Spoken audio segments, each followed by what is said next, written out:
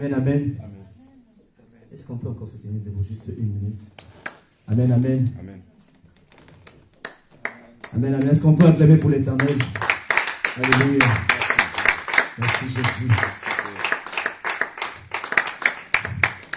Je voudrais qu'on puisse invoquer le feu du Saint-Esprit. Amen, amen. Amen. Je voudrais un peu sentir la chaleur de Dieu au milieu de nous. Amen. Amen. Que le feu descende au milieu de nous. Que le feu de vos rangs commence à remplir cet endroit. Que le feu de vos rangs commence à te remplir là où tu es. Là où tu es assis. Que tu sois en feu. Afin que l'ennemi ne puisse pas venir t'arracher ta bénédiction aujourd'hui. Amen. Amen. Tu as besoin de cette parole lorsqu'elle pénètre ton cœur bien-aimé. Que ça puisse te transformer. Amen. Notre Dieu est un feu de vos rangs. Alléluia. Et lorsqu'il descend, c'est sous forme de feu qu'il descend, bien-aimé. Il a parlé à Moïse dans les buissons ardents. Il était en feu, bien-aimé. Amen, amen. Amen. Il était en feu. Ainsi, je voudrais que là où tu es, que tu puisses être aussi en feu. Amen. Amen. Le livre de Marc, chapitre 9, au verset 49, il dit que nous devions être salés du feu. On doit être du feu, bien-aimé. Lorsque l'ennemi t'approche, qu'il sente le feu là où tu es. Commence à invoquer le feu là où tu es, que tu sois en feu en ces moments. Prie au nom de Jésus. Invoque le feu du Saint-Esprit en ces lieux. Que ça prenne possession de cet endroit. Que Dieu prenne le contrôle de cet endroit. Au nom de Jésus, commence à déclarer. Déclare le feu du Saint-Esprit. Le feu du Saint-Esprit là où tu es. Sois en feu. Yahweh fait descendre le feu du Saint-Esprit en ces lieux. Consume tout ce qui n'est pas de toi. Au nom de Jésus. Au nom de Jésus. Que le feu, Père éternel, descende. Que le feu descende au Père éternel, dans le nom de Jésus. Nous invoquons le feu, Seigneur. Nous invoquons le feu, Seigneur. Au nom de Jésus. Seigneur, fais descendre le feu en ces lieux. Chouchamoto yako Yesu. Il faut acheter quoi les motos, Père. Consume toute puissance du monde des ténèbres. Oui, Père éternel, nous invoquons ton feu. Nous invoquons ton feu au milieu de nous. Dans le nom de Jésus. Oh Saint-Esprit de Dieu, contrôle, Seigneur, de toute puissance cet environnement. Contrôle, Seigneur, de toute puissance les climats spirituels. Contrôle les climats physiques au Père éternel. Oui, Seigneur, de tout puissant, nous avons besoin de toi. Allume le feu au nom de Jésus. Que nous puissions être tous animés du feu, Père éternel. Oh, au nom de Jésus. Oh Père, toute puissance du monde des ténèbres soit anéantie. Dans le nom de Jésus. Dans le nom de Jésus. Dans le nom de Jésus. Oh Saint-Esprit de Dieu, nous invoquons. Sois au milieu de nous, Yahweh. Au nom de Jésus de Nazareth. Merci, Père éternel. Au nom de Jésus. Au nom de Jésus. Amen, amen. Alléluia. Merci, Saint-Esprit de Dieu. Oui, tendre Père éternel, nous te bénissons et nous te rendons grâce. Nous te demandons à ce que tu prennes encore contrôle du culte de ce soir, Saint-Esprit de Dieu. Que ça puisse être toi qui parles encore à ton peuple. Seigneur, que je m'efface totalement, mais que ça puisse être toi. Que tu puisses communiquer ta pensée à ton peuple au nom puissant de Jésus. Laisse que la parole, Père éternel, qui sera enseignée ce soir, Saint-Esprit de Dieu, que ça puisse trouver la place dans leur cœur au nom de Jésus de Nazareth. Saint-Esprit de Dieu, c'est pour toi que nous sommes là. Nous ne sommes pas réunis ce soir pour voir un homme parler. Nous ne sommes pas réunis ce soir, Père éternel, pour recevoir quelque chose d'un homme. Nous n'avons pas besoin de la pensée humaine, mais nous avons besoin de toi. Ainsi, prends contrôle de l'environnement spirituel, Saint-Esprit de Dieu. Que toute puissance, les ondes négatives qui voudra, Père éternel, venir déranger la prédication de ce soir soit anéantie au nom puissant de Jésus. Toute flèche de l'ennemi, Seigneur, que ça rentre vers eux-mêmes, Père éternel, au nom puissant de Jésus-Christ. Oui, Seigneur, je sais que le diable, il n'est pas content. Il n'aime jamais voir les enfants de Dieu demeurer ensemble, Père éternel. Ainsi, Père éternel, prends contrôle de cet endroit. Prends contrôle de mes frères et sœurs ici présents. Prends contrôle de la personne qui est en train de me suivre en ce moment, Père. Seigneur, que tous puissions être disposés à recevoir ce que l'Esprit va nous parler. Que ça ne puisse pas être moi, Saint-Esprit de Dieu, mais toi seul, ô Seigneur. Toi seul puisse se manifester pour la gloire de ton royaume. Manifeste-toi, Saint-Esprit de Dieu, au nom de Jésus de Nazareth. Oui, Seigneur Dieu Tout-Puissant, nous t'acclamons et nous te disons merci. Au nom de Jésus, est-ce qu'on peut acclamer le Seigneur? Amen, amen. Il est Dieu. Alléluia. Est-ce qu'on est dans la joie? On peut s'asseoir? Amen, amen. Amen, amen. Est-ce que vous êtes dans la joie? Amen. Êtes-vous dans la joie? Amen. Mais je me demande bien pourquoi vous fouillez ces chaises ici.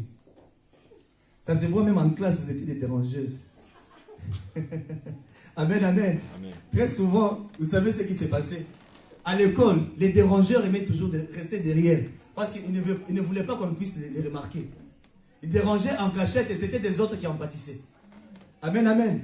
Lorsque le pauvre entre, il punit toute la classe à cause des dérangements. Lui-même qui avait commis ces péchés-là, il est caché. Alors très souvent, les gens aiment toujours s'asseoir derrière. Oui, c'est bien des fois pour se cacher. Mais des fois, tu vas rater quelque chose. Amen, amen. J'aime bien quand les gens sont un peu plus proches de moi. Mais ça va, vous pouvez vous asseoir comme ça. Amen, amen. On n'est pas encore beaucoup, donc il faut commencer à s'approcher pour que quand les gens viennent aussi, ils viennent derrière vous. Amen, amen. Alléluia. Vous êtes toutes belles et tout beaux et vous vous cachez. Pourquoi? Amen, amen. Il ne faut pas vous cacher. Amen, amen. Oui, je vous salue tous encore au nom de Jésus. Amen. Alléluia. Est-ce qu'on est dans la joie ce soir? Alléluia. Êtes-vous dans la joie d'être dans la présence de Dieu? Est-ce qu'on peut encore acclamer le Seigneur? Si vous êtes dans la joie, est-ce qu'on peut pousser de cris de joie? Nous avons prié à l'Éternel aujourd'hui. Est-ce qu'il y a des mamans? Je n'entends pas les cris des mamans. Amen, amen. Ah oui, là je sens qu'il y a des mamans autour de nous. Amen, amen. Alléluia. Merci Saint-Esprit de Dieu. Amen. Oui, nous continuons encore avec nos enseignements, toujours sur les 4 piliers de la foi. Amen. Mais aujourd'hui, nous allons toucher le 3e pilier. Amen. Si Dieu fait grâce, je pourrais même terminer pour aller au 4e pilier et ensuite terminer avec ces messages et entamer autre chose que l'Éternel a déjà mis encore sur le cœur. Amen, amen. Nous évoluons tel que le Saint-Esprit est en train de nous faire avancer. Qui peut m'énumérer les 2 piliers que nous avons déjà vus? Nous avons vu quel pilier et quel pilier? L'amour et la vérité. Amen, amen. La vérité qui était le 1er pilier et l'amour le 2e pilier. Et aujourd'hui, nous allons voir le 3e pilier qui est l'unité. Amen, amen. Qui est l'unité. Il fallait commencer par la vérité et puis l'amour et puis arriver à l'unité. Pourquoi? Parce que la vérité, c'est la base. Et l'amour, c'est le moteur qui engendre l'unité. Amen, amen. Puisque nous devrions d'abord avoir une base. Pour que l'amour existe, pour que l'amour soit là où nous sommes, il faut d'abord la base. Et une fois que la base est là, le moteur vient. Et l'amour, ça pousse maintenant les gens à être unis. Amen, amen. Oui. Donc l'unité, c'est la vérité, donc associée à l'amour. Il y a un adage qui dit, l'union fait la force. Mais pour que les gens soient unis, il faut qu'il y ait d'abord la vérité, l'amour, et ensuite on peut être unis. N'est-ce pas? Amen, amen. L'unité reste indissociable de 2 premiers piliers. On ne peut pas parler de l'unité sans la vérité et sans l'amour. Ça marche tout ensemble. C'est pour ça que les 4 étapes, on ne peut pas enlever juste une étape pour dire que non, on peut rester avec 3. Non, ça doit être 4 pour avoir la stabilité. Amen. Le chiffre 4, c'est la stabilité, c'est la délivrance. Le chiffre 4, c'est beaucoup de choses. Amen, amen. Puis c'est quelque chose, comme je l'avais dit au début, sans les piliers. La chaise là où tu es assis, sans ces piliers, tu ne peux pas t'asseoir. Amen, amen, pardon. Tu ne peux pas t'asseoir. Même si tu enlevais un pied, tu peux t'asseoir, mais tu ne seras pas vraiment en équilibre. Tu peux tomber à tout moment. Ainsi, tu ne peux pas enlever un seul pilier. Sinon, tu seras en déséquilibre. C'est pour ça que tu as besoin de 4 piliers dans ta vie pour t'aider à pouvoir avancer.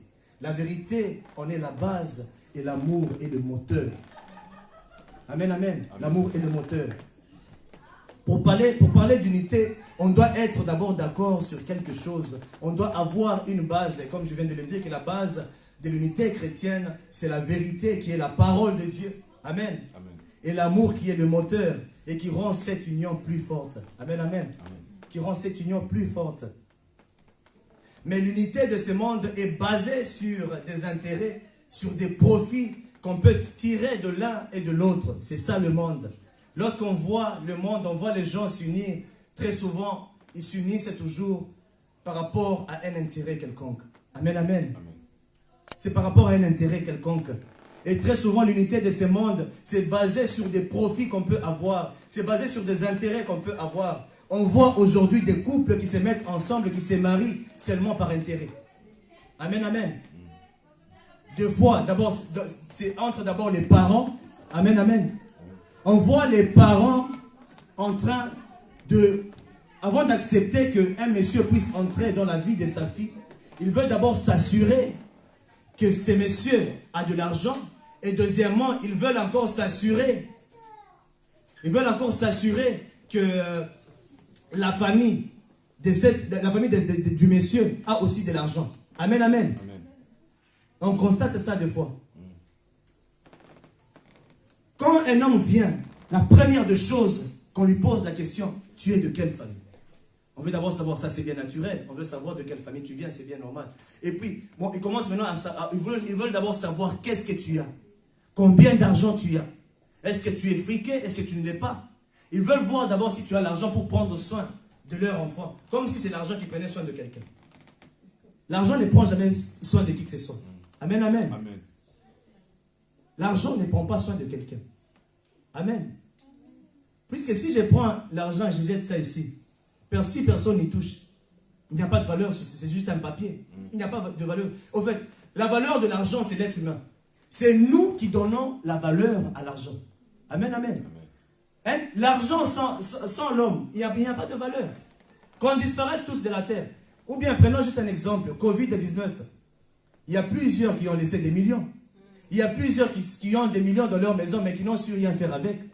Amen, amen. Amen. Ils n'ont pas pu s'acheter le médicament avec cet argent-là. Pour te dire que l'argent, c'est nous-mêmes qui donnons la valeur à cet argent-là. Et ainsi, le monde est comme ça. Pour voir l'unité, il faut d'abord qu'ils puissent voir, est-ce qu'il y a quelque chose qu'on va nous donner? Surtout au Congo, quand on regarde les histoires de la dot, c'est un problème. Quand on veut venir marier la fille, déjà, le papa commence déjà à projeter quelque chose. On demande même des choses qu'on ne peut pas demander. Oh, apporte-moi ceci, apporte-moi cela. On demande, vous vous rendez compte, quelqu'un qui est en train de se débrouiller, on lui demande, non, pour la dot, tu vas payer 20 000 $. Où est-ce qu'il aura ça? Il n'a même pas 500 $ dans sa poche. Où est-ce qu'il aura ça? Ainsi, l'unité de ce monde, c'est basé sur ça. Et aussi, quand un homme va vers une fille, une femme plutôt, qu'est-ce qui se passe? Lui aussi, il regarde d'abord, cette fille, elle est de quelle famille? Est-ce qu'ils ont un peu? Est-ce que je peux profiter de quelque chose? Des mariages par intérêt. La femme aussi, quand elle voit l'homme venir vers elle, elle regarde d'abord, est-ce qu'elle a même une voiture? Il a même une voiture plutôt. Tout ça, toujours l'intérêt qui est derrière. C'est ça, l'unité des gens du monde. Mais ça, ce n'est pas Dieu. Amen, amen. Amen. C'est pourquoi il y a toujours des disputes. Parce que l'union des deux parties n'est pas basée sur l'amour et la vérité, mais c'est basé sur l'intérêt. Parce que quelque chose qui est basé sur l'intérêt, il y a un problème. Amen. Amen. Voilà, nous sommes là. Qu'est-ce qui nous unit ici? C'est l'amour. Amen. Amen. L'amour de Dieu est la base qui est la vérité, qui est la parole de Dieu. C'est ce qui nous a unis aujourd'hui. Amen. Amen. Et c'est pour ça que nous sommes là. Par amour de Dieu, vous êtes là. Et c'est ça qui nous a mis ensemble. Amen. Amen. Et c'est comme ça qu'on doit faire les choses. Que ce soit pour se marier, que ce soit pour être avec quelqu'un. Il faudrait qu'il ait d'abord la vérité et ensuite l'amour. Amen, amen. Amen. C'est pour ça que je vous avais dit la fois passée qu'il y a de ces gens qui cachent tellement de vérité au début quand ils commencent des relations. Il y a tellement de mensonges. L'homme qui ment à la femme aussi qui ment à l'homme. Il y a d'autres qui ne donnent même pas leur identité.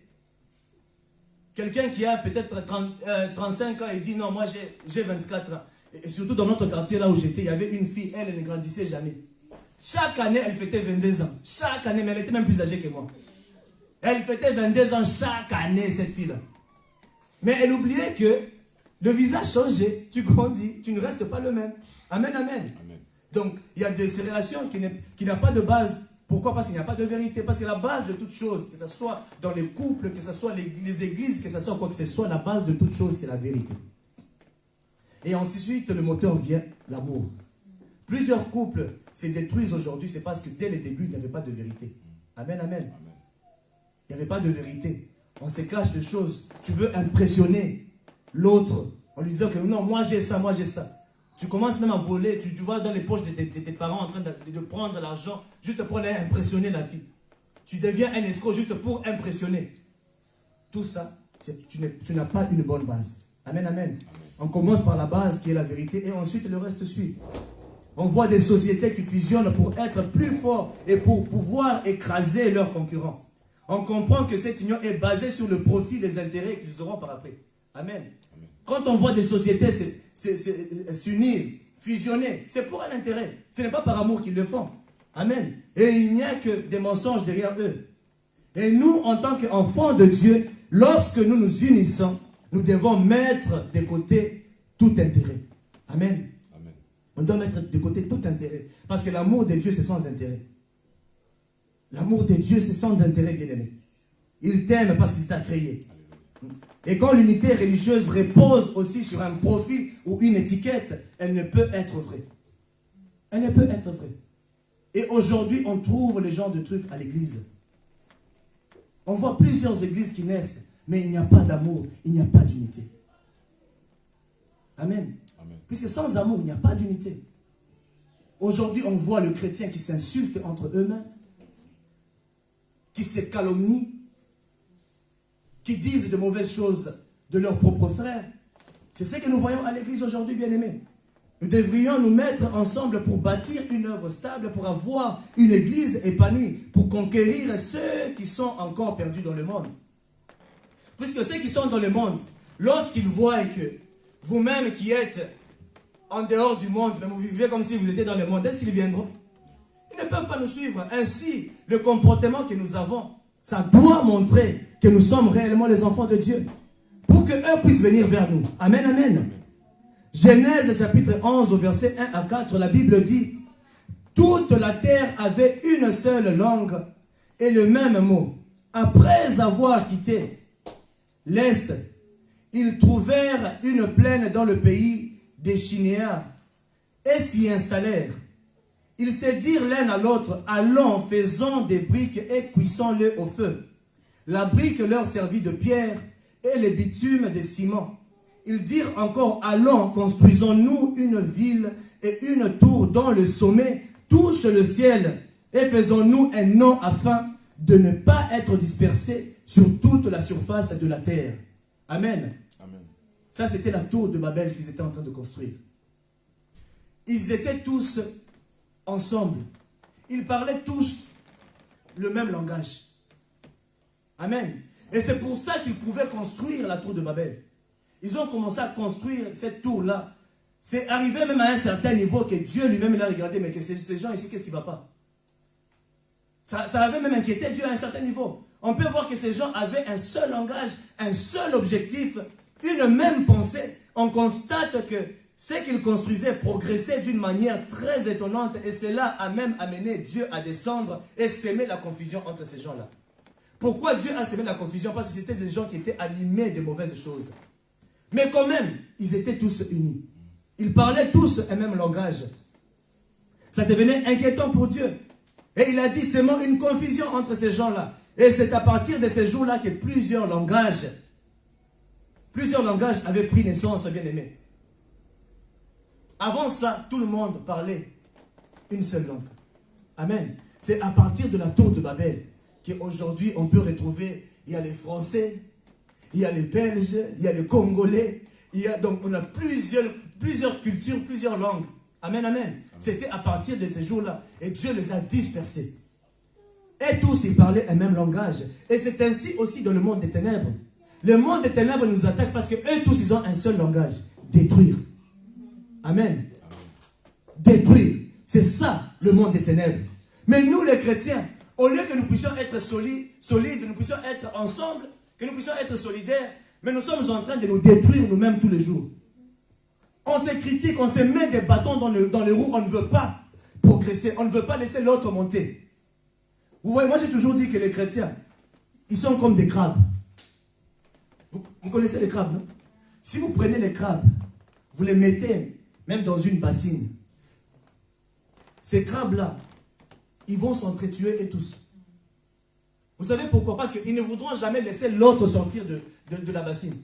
Ils vont s'entrecouper jusqu'à ce que peut-être juste une pièce qui peut rester là-bas, de crabe. Ils vont s'entretuer, et c'est ça les chrétiens. Quand ils voient quelqu'un monter, on veut te faire redescendre. Où est-ce que tu vas comme ça? Reviens ici. Et c'est ça le chrétien. C'est ça la vie que nous voyons. Mais pourtant, le christianisme, c'est une puissance. Au lieu que ça soit une puissance, on commence à se détruire entre nous-mêmes. Et ça, c'est l'œuvre diabolique. Amen, amen. Amen. Ça, c'est l'œuvre diabolique. Le monde des ténèbres, ils ont déjà un mauvais esprit. Et Dieu a regardé et dit, non, non, mettons une confusion entre ces gens. C'est pour ça que nous, les chrétiens, au lieu de nous combattre entre nous-mêmes, de la même manière que le monde des ténèbres est en train d'amener le désordre dans notre monde, dans notre camp, on doit allumer le feu dans leur camp pour mettre aussi du désordre. Amen, amen. On doit rester unis. On doit rester unis, bien-aimés, afin de pouvoir les combattre. Amen, amen. Ils nous combattent, c'est parce qu'eux parlent un même langage. Parce qu'eux, ils parlent un même langage. Est-ce que nous parlons un même langage? C'est ça le problème. La première des choses, lorsque Satan a attaqué Ève, Satan avait attendu au moment où Adam n'était pas là. Donc vous voyez que Satan, c'est toujours la division. Il a d'abord divisé l'homme en lui-même. Il a d'abord dégagé. Il a tout fait pour diviser l'homme de Dieu. L'homme a perdu la puissance. On est devenu vulnérable à cause juste du péché. Pourquoi? Parce que Satan a regardé. Adam n'est pas là. Laisse-moi semer la division entre ces deux-là. Non. On ne doit pas laisser le diable venir dans notre camp et commencer à nous faire du mal. La volonté de Dieu est que son Église puisse être unie afin de pouvoir atteindre l'objectif de la mission qu'il a donnée. Mais le diable est en train de s'assurer de s'aimer la division entre les enfants de Dieu. Dieu veut qu'on soit unis pour accomplir de grandes choses, accomplir de grandes œuvres. Amen, amen. Amen. Et être plus fort. L'unité des enfants de Dieu peut anéantir le monde des ténèbres en entier, bien-aimés. Lorsque nous sommes unis, le monde des ténèbres ne peut jamais se tenir contre nous, bien-aimés. L'unité favorise l'épanouissement de l'œuvre de Dieu dans le monde. Elle élève la stature de Christ au milieu des enfants de Dieu. Amen. Amen. C'est ça l'unité, bien-aimés. Parce que si nous sommes unis, bien-aimés, je ne vois pas où est-ce que le diable peut bouger. C'est pour ça qu'on voit certains serviteurs de Dieu, on voit le pasteur Marcelon en train de parler toujours de la même chose. Unissons-nous pour faire quelque chose. Mais pourquoi on est divisés? Nous sommes un même peuple, bien-aimés. Nous venons tous de Dieu. Pourquoi on doit se combattre? Je vois plusieurs serviteurs de Dieu qui parlent de ça aussi. On voit le pasteur Atoms, on voit plusieurs serviteurs de Dieu. Pendant le Covid, ils étaient en train de parler de ça. On doit s'unir pour vaincre l'ennemi. Mais on ne doit pas être là en train de se combattre nous-mêmes. On doit vivre unis, bien-aimés. Pour que l'Église puisse survivre, on a besoin d'être unis. Amen, amen. Amen. Dieu est content lorsqu'il voit ses enfants ensemble. David dit dans Psaume 133 au verset 1, « Oh, qu'il est agréable, qu'il est doux pour des frères de demeurer ensemble. » Amen. Amen. Dieu est dans l'unité. Dieu n'est pas dans la division, bien-aimé. Dieu est dans l'unité. Amen, amen, amen. Pour te dire que si tu es cavalier solitaire, ta réussite n'est pas évidente. Mieux vaut être deux que seul. Amen. Amen. Le livre de Ecclésiaste, chapitre 4, verset 9 à 12, la Bible dit, « Il vaut mieux être deux que tout seul, parce qu'à deux, on retire un bon profit du travail. En effet, en cas de chute, l'un relève son compagnon, mais malheur à celui qui est seul et qui tombe sans avoir de proches pour le relever. De même, si deux personnes dorment ensemble, elles auront chaud. Mais celui qui est seul, comment aurait-il chaud? Si quelqu'un peut l'emporter contre un seul homme, à deux, on peut lui résister. La corde à 3 fils ne se coupe pas facilement. Amen, amen. Parce que lorsqu'on est deux, même s'il y a un ennemi qui vient pour nous affronter, mais lorsqu'on est deux, on peut lui résister facilement. Alléluia. Mais quand tu es seul, c'est compliqué. Amen. Puisque quand vous êtes de l'autre, lorsque l'autre est fatigué, tu peux le relever. Relève-toi. Amen. C'est ce que la Bible nous dit. C'est pour ça qu'on doit toujours être unis. Mais le diable combat ça et il ne veut pas que nous puissions être unis. Mais en voyant ce qui se passe avec les églises aujourd'hui, il n'y a pas du tout d'unité parce que les hommes de Dieu, qui sont des anges des églises, au lieu d'enseigner la vraie doctrine de Jésus-Christ, ils cherchent juste leurs propres intérêts. On doit enseigner l'unité aux enfants de Dieu. On doit enseigner l'unité, bien-aimée, l'amour, la vérité. Ils ont besoin de savoir pour qu'ils puissent bien se tenir dans leur vie. Pour qu'ils puissent être unis. Nous formons tous une famille, bien-aimée. On n'a pas besoin de se combattre. On voit les pasteurs qui se combattent entre eux pour juste satisfaire leurs égos. Le pupitre, il est devenu un endroit où on doit attaquer son frère. On est là, tu es à la chair. Au lieu de prêcher la parole, tu commences à attaquer ton frère. Oh non, le pasteur tel. Mais franchement, est-ce que c'est un lieu de combat ici? Ce n'est pas un lieu de combat. C'est un lieu où tu dois prêcher l'évangile afin que les gens reçoivent quelque chose qu'ils n'en ont pas pour avoir la vie éternelle. C'est pour ça que Dieu dit que le jugement commence dans ma maison. Serviteurs de Dieu, faites très attention. Amen, amen. C'est pourquoi, bien-aimés, on doit vraiment enseigner l'unité dans l'église. C'est pour ça que j'ai commencé d'abord avec ces messages. On n'est pas encore beaucoup, mais pour vous qui êtes là déjà, vous avez cette sémence. Et même lorsque les autres viendront, vous allez leur enseigner la même chose. Alléluia. Amen, amen, amen. On doit demeurer unis. Lorsque vous voyez seulement quelqu'un qui commence à s'aimer des zizanies à l'église, il faut les dénoncer. Dites-moi, papa, celui-ci, il est en train de faire ça. Je vais bien l'approcher. Le diable, sa mission, c'est détruire l'œuvre de Dieu, c'est détruire les enfants de Dieu. Apporter la division. Apporter la division. Les pasteurs qui se critiquent entre eux-mêmes. Mais c'est quoi ça? Les sorciers, eux, ils sont ensemble. Eux qui n'ont même pas d'amour. Mais ils sont ensemble en train de planifier comment détruire. Mais nous qui avons l'amour, au lieu de planifier comment construire, on est en train de se détruire entre nous-mêmes. Le monde des ténèbres est même plus organisé que les chrétiens. C'est pourquoi on doit redéfinir l'objectif des églises dans le monde. Et inculquer ça dans le cœur des enfants de Dieu. Pour que nous apprenions à vivre dans l'unité. C'est pourquoi efforçons-nous à former des vrais disciples de Christ dans l'unité. Pour que notre temps, parce que je sais que notre temps passera à un certain moment. On n'est pas là éternellement. Je suis là, c'est mon temps. Demain, ça ne sera pas moi. Demain, ça sera peut-être Papa Richard. Demain, ça sera une autre personne. Maintenant, au lieu d'inculquer aux enfants de Dieu l'unité, mais toi, tu es en train... Il y a de ces pasteurs qui sèment les zizanies, qui sèment la division, même dans les familles. Ce sont des sorciers. Ça, c'est la sorcellerie pure. La sorcellerie, c'est ça. C'est pas seulement voler. La nuit, tu vas détruire les gens. Non, c'est pas seulement ça. Attention qu'ils osent vous boiter. Parce que tu sèmes la division. Tu sèmes la division. C'est lui qui sème la division, bien aimé. Ça, c'est la sorcellerie. Il y a un film, je suis sûr que Pasteur Michel connaît ce film-là. 300. Vous avez déjà vu ce film-là, non? Yeah. Je ne sais pas si tu as déjà suivi ça. Des guerriers grecs. 300. I saw that movie in Johannesburg. Ces guerriers-là, ils étaient ensemble. Ils combattaient toujours ensemble. Ils étaient très forts, bien formés. Et ils allaient toujours terrasser leurs ennemis. Mais à un certain moment, leurs ennemis étaient plus forts que eux. Mais leur chef, il avait tout fait pour en faire échapper un seul d'entre eux. Il est parti, mais celui-là, il est allé en former 10 000. Amen, amen. Amen. Tous n'étaient pas morts, mais au moins il avait formé un seul guerrier. Il a dit, toi, vas-y, toi ne reste pas ici. Celui-là, on l'avait trouvé même l'œil. C'est celui-là qui était parti. Mais là où il était parti, il en a formé 10 000. Les 300 pouvaient terrasser des armées et des armées. Maintenant, lui, il est allé former 10 000. Vous vous rendez compte? Et c'est ce qu'on doit faire aussi. Pourquoi les gens dans le mal, ils font les choses et ça progresse, mais nous autres qui sommes les enfants de Dieu, on doit apprendre aux enfants de Dieu de vivre dans l'unité. Former déjà les gens. Bien aimé, on doit redéfinir l'objectif de l'église. Amen, amen. Amen. Faisons un effort de former des enfants de Dieu dans l'unité de l'esprit, car il n'y a qu'un seul chef qui nous unit, et c'est notre Seigneur Jésus-Christ. Amen, amen, amen.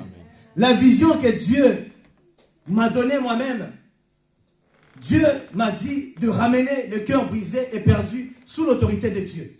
Et c'est ce que je fais. Amen. Amen. Et lorsque nous regardons dans la Bible, c'est la même mission que Dieu avait donnée à Élie. C'est la même mission que Dieu avait donnée à Jean-Baptiste. Ramène tous ceux qui ont le cœur brisé. Tous ceux qui ont déjà perdu leur foi. Ramène-le vers nous. Ramène-le dans notre camp. Ramène-le vers moi. Malachie chapitre 3, verset 23 à 24. Écoutez ce que la Bible dit. Je vous enverrai le prophète Élie, avant que n'arrive le jour de l'Éternel, car jour grand et redoutable. Il ramènera le cœur des pères vers leurs enfants, et le cœur des enfants vers leurs pères, de peur que je ne vienne frapper le pays de destruction. Amen. C'est ce que Élie était venu faire. Élie a ramené le peuple d'Israël qui était en train de clocher. Soit c'est Baal qui est votre Dieu, soit c'est l'Éternel qui est votre Dieu. Et Élie les a ramenés vers Dieu. Amen, amen. Et Jean-Baptiste, il a fait le même travail. La Bible nous dit qu'Élie était un prophète qui a ramené le cœur d'Israël vers Dieu. Donc ça veut dire qu'Israël était déjà perdu. Amen. Amen. Israël était déjà perdu.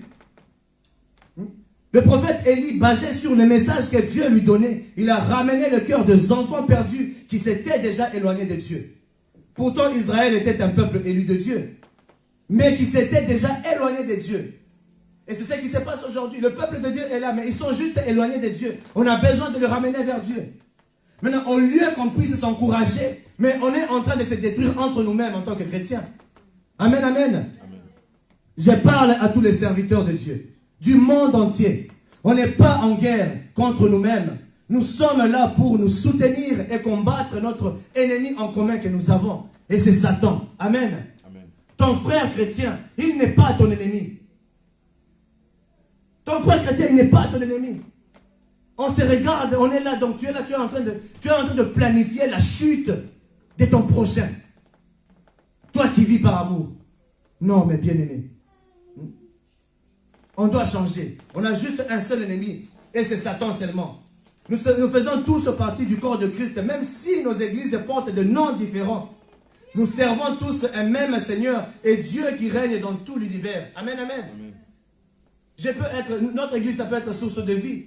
Même si toi, tu es je ne sais pas quoi, mais nous servons tous le même Seigneur et c'est Jésus-Christ. Amen. Amen. Chacun par rapport à ce que Dieu t'a donné, mais ça n'empêche que nous servons l'unique Seigneur qui est notre Seigneur Jésus-Christ. Éphésiens chapitre 4, versets 3 à 6, la Bible dit: efforcez-vous de conserver l'unité de l'esprit par le lien de la paix. Il y a un seul corps et un seul esprit, de même que vous avez été appelés à une seule espérance pour votre vocation. Il y a un seul Seigneur, une seule foi, un seul baptême, un seul Dieu et Père de tous. Il est au-dessus de tous, agit à travers tous et habite en nous tous. Amen. Nous avons tous un esprit en commun.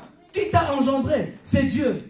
Même lorsque tu étais dans ce monde, tu es né de nouveau. Jésus-Christ a dit à Nicodème, tu dois naître de nouveau. Mais comment naîtrais-je de nouveau? Il dit en esprit. Et c'est le Saint-Esprit qui permet à ce que tu naisses encore de nouveau. Donc nous sommes tous nés d'un seul esprit, et qui est l'esprit de Dieu. On doit tous être unis quand c'est un même esprit qui nous a mis au monde.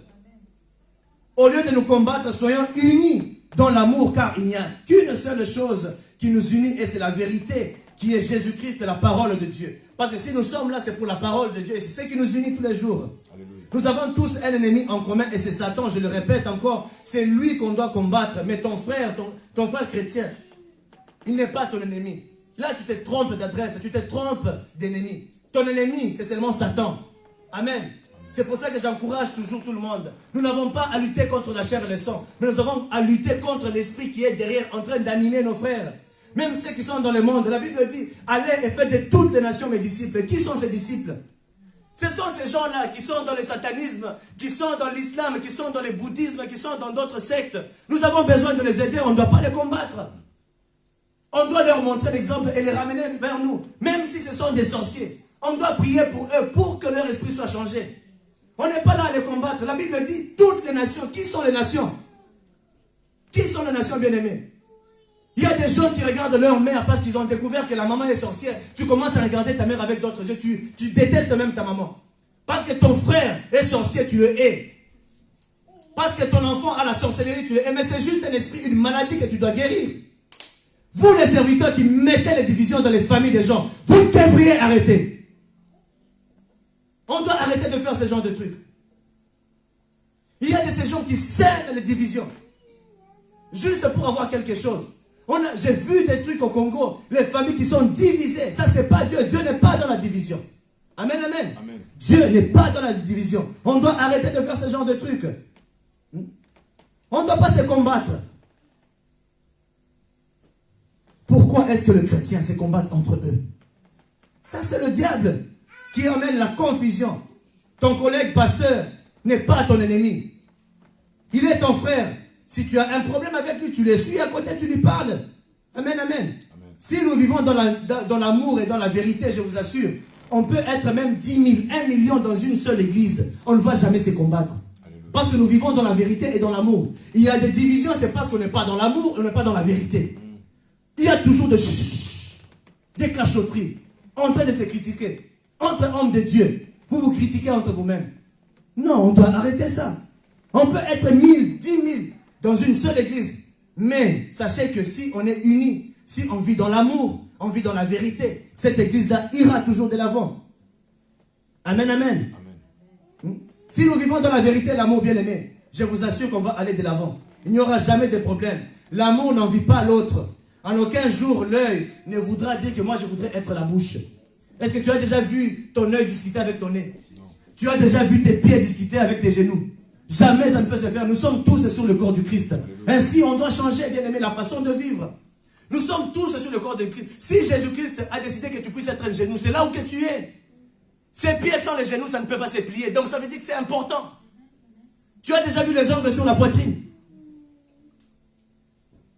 Ça ne peut pas pousser sur la poitrine. Les ongles ne peuvent jamais pousser sur la poitrine. Ou bien tu as déjà vu des yeux sur la main. Donc ça veut dire que tu es un monstre, tu n'es pas humain. Le corps est bien ordonné. Tout est bien là. Tout est bien calculé. Et Dieu sait pourquoi il t'a mis. Pourquoi Dieu a voulu assez que tu puisses être ses doigts. Pourquoi Dieu a voulu assez que tu puisses être le coude. Dieu lui-même, il sait. Ainsi, respecte juste ta place que Dieu t'a donnée. La bouche ne va jamais prendre la place du nez. C'est impossible. Le nez sert à quelque chose. La bouche sert à quelque chose. Le menton sert à quelque chose. La gorge ici. Tout ce que Dieu a placé sur le corps est important. Tu ne peux pas enlever. Enlève seulement l'angle ici. Tu vas voir comment tu vas souffrir. C'est ça le corps du Christ. Tout est important. Amen, amen. Amen. On a juste besoin. Amen, maman. Tu as besoin d'acclamer. Ça c'est vrai. Il faut acclamer la parole de Dieu. On a besoin d'accepter la position que l'Éternel nous accorde sur le corps de Christ. Ce n'est pas tout le monde qui est appelé à diriger. Sinon, c'est l'explosion. Si tout le monde doit diriger, comment ça va se passer? C'est compliqué. Il y a de ces gens qui discutent même, qui veulent toujours être dirigeants, alors que tu n'as même pas cette offre-là de dirigeants. Tu ne peux même pas diriger. Mais tu veux toujours être dirigeant. Mais tu vas amener les gens en faillite. Les gens vont mourir. Il y a de ces gens-là, Dieu a déjà créé que vous serez toujours des adjoints. Dieu vous a déjà créé que vous serez toujours à telle place. Ça va rester ainsi, tu ne peux pas te battre avec ça. Respecte juste ça et tu vis dans l'amour, tu verras que tu vivras heureux. Il y a des pasteurs qui deviennent jaloux des autres pasteurs juste à cause de la grâce que Dieu a déjà déposée sur l'autre. Pourquoi on se bat? Pourquoi on doit se battre? Si tu as un problème avec ton frère, appelle-le. Au lieu de le faire en pleine prédication, tu commences à l'attaquer, à dire n'importe quoi. Tu es en train de le déshabiller devant tout le monde, alors que tu es censé cacher la nudité de ton frère. Et si tu es ce genre de pasteur-là, tu dois changer. J'ai vu beaucoup de pasteurs comme ça en Afrique du Sud. Pour un petit rien, ils commencent à attaquer notre serviteur de Dieu, en train de dire des choses sur lui, juste pour que les gens ne puissent pas l'approcher. Mais tu perds ton temps. C'est Dieu qui justifie. La Bible dit, qui accusera les élus de Dieu? C'est Dieu lui-même qui justifie. Tu peux accuser, Dieu va les justifier. Amen, amen. Amen. Dieu va toujours les justifier. Tu maudis l'église d'une autre personne, d'un autre pasteur, parce qu'il progresse plus que toi. Sache que tu es en train de combattre l'œuvre de Dieu, mais ce n'est pas lui que tu es en train de combattre. Il y a de ces gens-là qui font même des jeûnes et des prières juste pour dire que cette église-là ne prospère pas à cause de ce qu'il m'avait fait. Toi, tu ne peux pas pardonner. Même si ton frère t'a blessé, appelle ton frère et parle-lui. Amen. Amen. C'est ça l'amour. C'est lui qui a l'amour, il pardonne tout. La Bible dit que l'amour pardonne tout, il supporte tout, il croit tout, il espère tout. Amen. Amen. C'est ça l'amour. Je vous assure que c'est lui qui s'engage dans l'œuvre de Dieu avec le fardeau de Christ lui a donné. Il y a des choses que tu vas regarder, bien aimé, qui peuvent même te faire pleurer. C'est pour ça que c'est lui qui a réellement le fardeau de Dieu, qui a réellement le fardeau de Christ que Christ lui avait donné. Lorsque tu regardes les enfants de Dieu, ça te fait mal. Tu te mets à genoux, tu commences à prier. Tu commences à prier. Tu commences à prier pour que la vie de ces gens-là change. Bien aimé, c'est parce que je ne vous dis pas ma prière de tous les jours. Qu'est-ce que moi je prie? Nous sommes dans les jeûnes de 14 jours. Mais moi, je ne vous dirai pas ce que moi j'ai pris. Mais vous verrez seulement les choses commencer à s'accomplir. Amen. Chacun a sa requête. Mais moi, j'ai pris juste pour une seule chose. Et je sais que je vais voir ça à la fin de ces 14 jours. Amen, amen. Amen. Je ne suis pas là à perdre le temps, commencer à dire, je sais que vous allez voir cette chose-là. Amen, amen. Parce que si l'œuvre de Dieu est devenue ton gagne-pain, vous avez besoin de redéfinir votre objectif. L'église, ce n'est pas ton gagne-pain. L'objectif, c'est tout autre. Fais d'abord l'œuvre de Dieu et le reste, Dieu va te donner. C'est comme je l'ai dit hier. La Bible dit, recherche d'abord premièrement le royaume de la justice et le reste te sera donné au-dessus de tout. Au lieu de rechercher d'abord le royaume de la justice, tu es en train de chercher les choses qu'on doit te donner. Donc tu es en train de perdre ton énergie à rechercher les choses qui t'ont déjà données gratuitement. Ça n'a aucun sens. Les gens ne sont pas intelligents, franchement. On te demande, cherche juste une chose, le royaume de la justice. Et le reste, on va te donner. Seulement. Donc, c'est même pas quelque chose que tu vas travailler. On va te donner. Mais toi, tu es en train de suivre ce qu'on va te donner. C'est ce que tu travailles pour. Tous les jours, tu travailles pour ça. Pour qu'on puisse te donner ça. Mais alors que Dieu t'a déjà donné une seule condition. Vous voyez que l'homme est obstacle de lui-même. L'homme, il est toujours obstacle de lui-même. Quand c'est lui qui s'engage dans l'œuvre de Dieu avec des fardeaux bien-aimés, il sait ce qu'il va faire. Il va suivre d'abord l'objectif. Le diable aime la division. Et son peuple n'est pas divisé. Ils sont unis pour détruire les enfants de Dieu. Ainsi, pourquoi les laisser venir amener la division dans notre camp? Matthieu chapitre 12, verset 24 à 26, écoutez ce que la Bible dit. Lorsque les pharisiens entendirent cela et dirent, cet homme ne chasse les démons que par Belzébul, le prince des démons. Comme Jésus connaissait leurs pensées, il leur dit, tout royaume confronté à des luttes internes est dévasté. Et aucune ville ou famille confrontée à des luttes internes ne peut subsister. Si Satan chasse Satan, il lutte contre lui-même. Comment donc son royaume subsistera-t-il? Subsistera-t-il plutôt? Amen, amen. Amen. Comment est-ce que ça va subsister? Ça ne peut pas. Ainsi, la division. C'est pour ça que l'homme même en lui-même, il est d'abord divisé. L'homme d'abord, la division elle commence en lui-même. C'est ça que Satan a opéré dans Ève et Adam. Il a d'abord divisé l'homme en lui-même. C'est pour ça que les pensées de l'homme, c'est compliqué pour les avoir. Amen, amen. Amen. Seulement nous les chrétiens qui sommes divisés parce qu'on ne veut pas accepter la grâce des autres. On ne veut pas que les autres puissent progresser.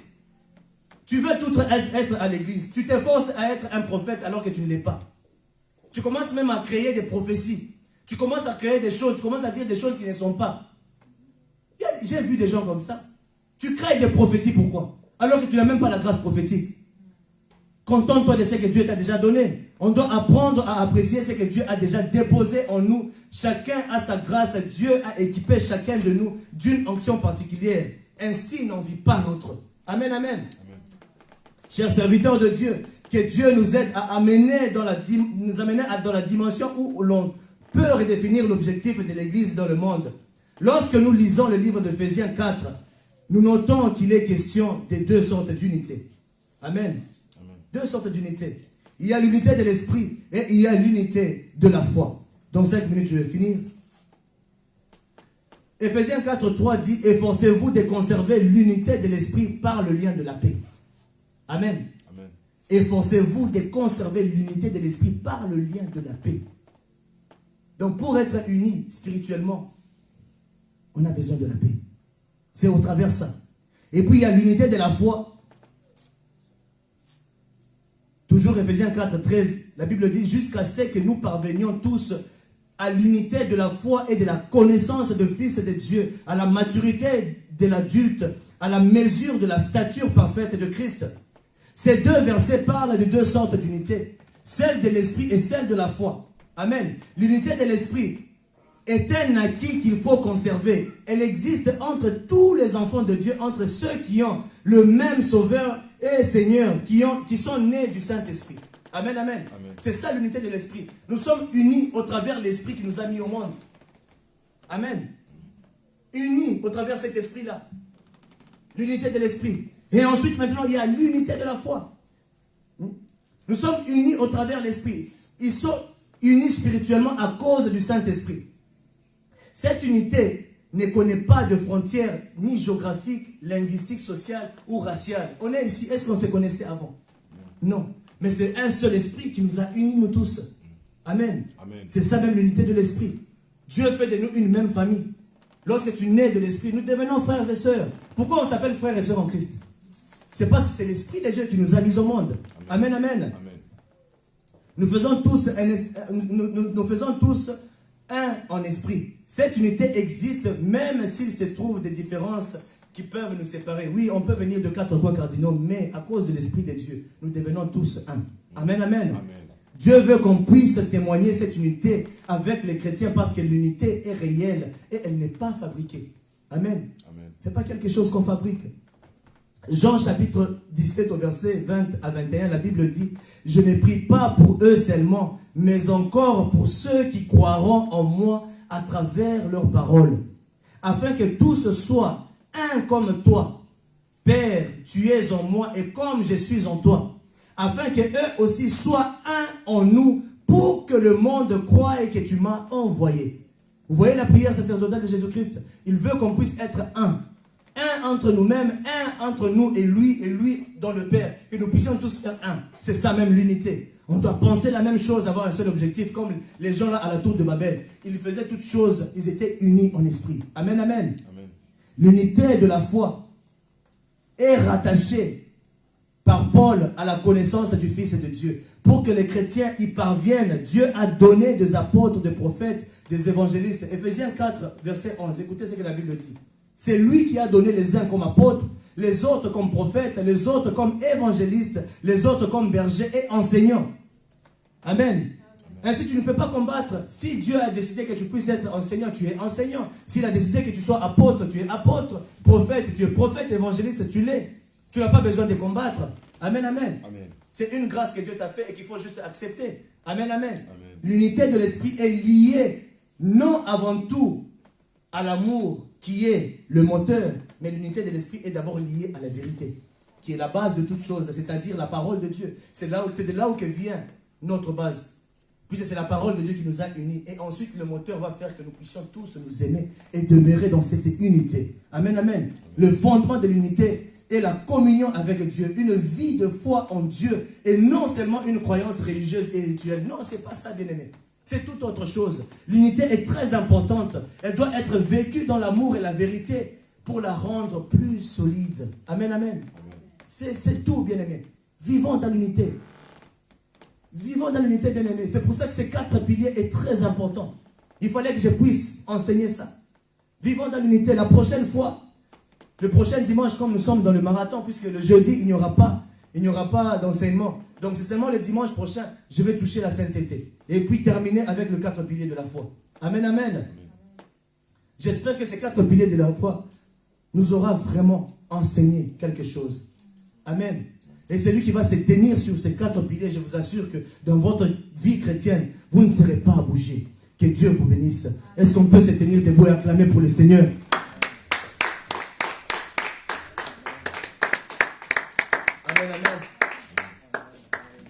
Oui, bien-aimés, nous sommes déjà à la fin. Nous allons juste faire une prière à Dieu. Nous allons juste demander au Saint-Esprit. Nous allons dire, Saint-Esprit de Dieu, tu nous as parlé aujourd'hui. On le remercie d'abord parce qu'il s'est révélé au milieu de nous et il nous a parlé. Amen, amen. Amen. Que Dieu nous apprenne à être une église soudée. Bien-aimés, que Dieu nous aide à être une église qui est unie. Que Dieu nous aide à vivre dans l'unité, dans l'amour et dans la vérité. Que cette église qui ne puisse pas avoir les histoires dans les commérages et toutes ces choses-là. Refusons ces choses-là. Dis Seigneur, inculque-moi déjà cet esprit d'unité. Afin que toutes les personnes qui viennent en ces lieux, que nous puissions aussi les inculquer la même chose. Que nous puissions être une église qui est vraiment remplie d'amour. Lorsque les gens viennent, ils se disent en tout cas source de vie. Je n'ai jamais vu une église comme cette église-là. Que ce soit notre objectif. Remettre l'unité. Prêcher partout la parole de Dieu pour que tous puissent être unis. Amen, amen. Comme un seul homme. Nous tous unis. Prie au nom de Jésus-Christ. Prie pour cette église. Dis Seigneur, nous voudrions être des disciples dignes de ton nom. Nous voudrions être des gens qui vont enseigner l'unité. Nous n'allons jamais s'aimer la division dans cette église, mais nous allons tous grandir dans ta parole. Priez au nom de Jésus. Ô Saint-Esprit de Dieu, merci. Merci Saint-Esprit de Dieu. Yahweh, ce que je viens de déclarer pour source de vie, Seigneur. Nous allons parler, nous allons prêcher ta parole, nous allons remettre les gens dans l'unité, Père éternel. Que ça ne puisse pas être une église qui sème les isanis dans les familles, une église qui sème des divisions, Père éternel. Nous révisons de la division dans cette église et que toute personne qui va venir détruire ton œuvre en ces lieux, Père éternel, que toi-même puisses croiser cette personne, Père éternel. Yahweh, les gens qui viennent, même s'ils venaient avec leur esprit de division, ils seront enseignés. Ils seront enseignés et tous vont vivre dans l'amour et comprendre ce qu'est son prochain. Oui, Seigneur, nous te rendons grâce et nous te bénissons dans le nom puissant de Jésus. Que la vérité et l'amour, l'unité, la sainteté puissent être la base de cette église dès maintenant et à jamais dans le nom puissant de Jésus de Nazareth. Est-ce qu'on peut acclamer pour l'Éternel? Amen, amen. Que Dieu puisse vous bénir. Alléluia. Je vais appeler Maman Blanine pour venir faire le reste. Amen, amen. Nous allons passer aux offrandes.